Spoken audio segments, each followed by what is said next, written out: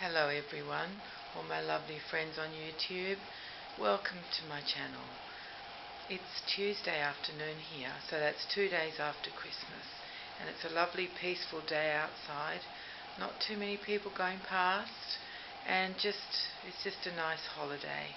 Yesterday was the same, although I think there were lots of crowds in the shops, doing the Boxing Day sales. Probably they're there today as well, which I think is really unfortunate that people can't go without a few days of not shopping. It's almost like shopping is entertainment. Actually, shopping is just buying stuff that we don't need, because we've all got tons of stuff.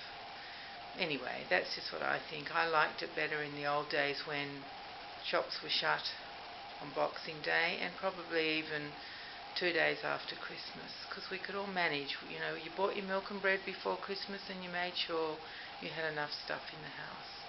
And I guess if you're like us, you've got tons of food left. I've got lots of leftovers in my fridge, and so I'm not going to starve in a hurry, that's for sure. So let me just tell you a little bit about my Christmas. It was beautiful. It was just exactly as you would want a Christmas to be. We were all together, so there were 9 adults and 8 children, and we sat at 2 long tables to eat. Not that the children sat for very long, but they made their presence felt anyway. And it was a warm day, sunny, and just perfect weather actually. We had a brand new slip and slide that was set up in the back garden, and we all were at my oldest daughter's house, and her husband and their 2 children. So we all gathered there, and their new slip and slide was in the back, and the kids had a fabulous time on that. And they, all the grown-ups got squirted and saturated with the hose, because the little fella, Sam, who's almost 3, but he's the youngest in the family, he got a hold of the hose that was not joined to the slip and slide at that time, and it was on quite hard, and he decided that he would chase everybody with it. And so he chased the adults, and we got saturated. I couldn't stop laughing. It was hilarious. I was wet through, but because it was such a hot day, it was really quite nice to be soggy. So I sat down with the soggy bum at lunchtime, and it was funny. It was so funny. So the kids had a brilliant time. We had a brilliant time. It was just a really lovely day, and we had so much food. So we're going to try and plan, well, we always plan, but we're going to try not to have quite so much food next year. We'll see. We say that every year, and then we just worry that people will be hungry, so we make sure we got tons. Anyway, so it was a lovely day, and everyone enjoyed it. And I want to show you one of the most precious things I got, which I'll put it in front of the babies right now, and you'll see this beautiful card. Let me just move it back a bit. Can you see that? That was actually, oh, come on camera, that's it. That was drawn by my grandson Oscar, who is 10. Isn't that just magnificent? I'll just show you his antlers. There they go, right up there. So he's obviously Rudolph. So Oscar drew that for me, and I just completely love it. He was doing more drawing on Christmas Day, because he loves drawing, and so I encouraged him to sign his work, and he said, I don't have a signature. And I said, darling, you can just put your initials, anything you want to put. But imagine if we had the work of Picasso when he was 10, and imagine if it was signed. So I just think artists should always sign their work. Mostly my dad did, but occasionally he forgot. So we have some paintings with no signatures. So Oscar was doing another fantastic drawing, and he signed that one. So what do you think of my beautiful card? Isn't that just amazing? Done by a 10-year-old. I think it is incredible. I know, I'll just move him now. I know I'm a little bit biased, well, a lot biased, but I really, really think it's magnificent. So I told him I'd put his card on YouTube, and he just smiled. Gave me the most beautiful smile. Such a sweet boy he is. He's gorgeous. He's the oldest of all the grandchildren, and he's so sweet to all the little ones. He looks out for them, makes sure everyone has a turn, and he's just adorable. He's gorgeous. They're all gorgeous. It was such a lovely day. So I hope that all of you got through the day okay. that if it wasn't such a happy day for you, I hope that you got through it all right, and that life is now settling back to normal for you, and everything will be okay again. And just remember those little birds, because they will sing again. So let me just tell you what you're looking at here. Obviously it's Pippa and Jonty, and I've changed them out of their beautiful Christmas outfits, which almost killed me because I didn't want to take them off. But it is a hot day, and today's a relaxing day at home, so they're just in gorgeous little bodysuits. And I put them in different positions today so you can see them in a different way. Pippa's is a little white with pink pattern. I don't know what that is. I can't see it properly from here. Sort of flowers, I think, and 3 little pink bows across the front, and a gorgeous white double frill collar, and a bit of gathers around her legs.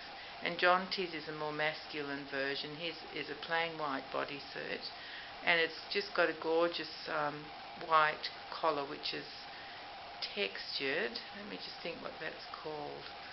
Can't think, it's not coming into my head at the moment. And it's got a gorgeous little blue trim around the edge of the collar. So they're both very cosy and comfy, and I was going to put on their pom-pom socks from their Auntie Suzanne, from Suzanne's Babies, but it's really very warm, and I thought, oh, I better leave their little feet bare. Hopefully next time it'll be a bit cooler and I can put on their pom-pom socks, because I'm dying to try them on them. So there you have it. There's the babies, and that's about my Christmas, and tonight it's a work night for me. Just everything back to normal. I'm looking forward to going, because even when I was there last week, some of the calls were very sad with people who were, really feeling isolated and marginalised because Christmas was coming and things weren't right in their lives. And I've actually just watched Inez's video about what a consumer society we've become, and the problems that causes. And I agree with her. I also feel it's not just consumerism that is making us unhappy. I think it's that we expect things to be so perfect and so lovely, and everyone to be happy and smiling, and life just isn't like that. And I think we're fed this image of happy families and happy life and everything all good and gorgeous, and it is, a lot of it is based on what we have, but it's also based on our relationships with people, that we expect them to all be good and easy, and they're just not. I think it happens with these babies as well, that we just expect them to be perfect, don't we? And if there's something that we don't like, we think, oh well, we don't want that baby anymore. And it's a little bit sad. It makes me a bit sad for the poor babies. Some of them aren't perfect. But, that's a bit silly me even saying that, isn't it? Because when I make them, I try to make them as perfect as I absolutely can. I want them to look really real and really to be perfect. So I'm buying into that as well, aren't I? I don't think I'm the same with actual human beings. Maybe I'm like that with these made objects rather than with real people. Because the thing I do like about people is the imperfections. I'm not attracted to people who present a false exterior. I really like people who are just genuine in who they are, who admit to making mistakes and admit to being vulnerable and, doing things not perfectly. So, yeah, I always like those sort of people more than that false exterior that gets presented sometimes. But with my babies, maybe I do love that false exterior that is perfect, because that's what I want when I make them. So I do love my two little children here. It's really fun having them. And I just have to tell you that I actually don't do anything with them unless I'm making a video. When I make a video, I get them changed and get them all ready, and then I put them back in their bassinet, and that's it until the next video. That seems to be enough for me. I don't feel any need to hold them or carry them around or take them out, or I don't know whether that's because, I don't know why it is, but I just don't. My thing is to look at them and look at how real they look, and I love buying clothes for them. And that's something I am going to try harder not to do. I'm going to try harder not to buy them more clothes. they've got many, many things, and they don't need they don't need anything. Obviously, one outfit each would be plenty, but it just gives me so much pleasure to dress them up and change them that I figure, well, I'm only here once, I will enjoy that. But I'm going to try very hard not to be quite so, what's the word? Is it avaricious? I don't know, something. I don't want to buy so many things for them, really. But I do really, that's the truth. I do really want to buy lots and lots and lots of things, but I want to also not be too ridiculous about it. So we'll see what 2017 brings, see if I can help myself, see if I can not buy them so much stuff. But aren't they adorable? Look how they're lying. I've got them on these special little, under their heads, you can see that there's sort of lumpy things under their heads. Special little, I think they are, let me just think of how to describe them. They're head positioners, I guess you would call them. So they've got two lumps on either side and a flat bit in the middle. And I guess it's just so your baby doesn't roll its little head to one side too much. But I find them quite handy to put the babies onto so that they don't lie completely flat. I think they look gorgeous. I hope you've enjoyed looking at them too. And I guess I'll stop talking now. I just love being with you guys, and I love watching your videos, and I love keeping up with what's happening, although I've fallen behind the last few days. But I'll keep watching and try and catch up again with all my videos. I find so many of you interesting that I follow so many channels, it's very hard to keep up. But it's been interesting to see what's happening, to see the new babies who've arrived, to see babies who are going to be leaving and finding new homes, and just the turnover of people's collections. I find that fascinating. See, there's always something else that you would like to add to your collection, and very often you can't just have another baby. Sometimes you can, and sometimes you can't. Sometimes someone has to leave to let someone else appear, don't they? So that's the way it goes, but it's always fascinating to watch. So I think I'll say goodbye now, and thank you so much for coming to my house again and looking at my babies. I hope you love looking at them like I do. I think they're the most adorable things. That Bonnie Brown is amazing.